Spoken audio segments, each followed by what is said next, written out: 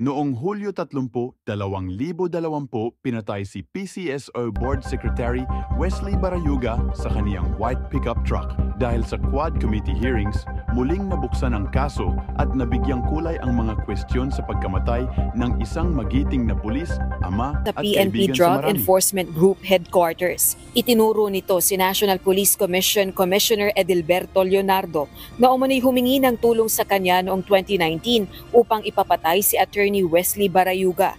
Isang abogado at kabilang sa Philippine Military Class of 1983 si Barayuga na noon ay PCSO Board Secretary.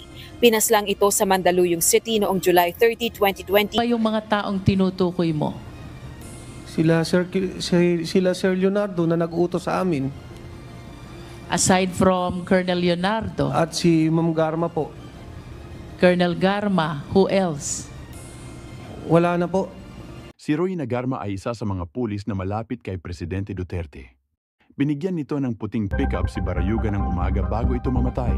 Sa pamamagitan ng pickup na ito, naging malinaw na target si Barayuga sa hitman.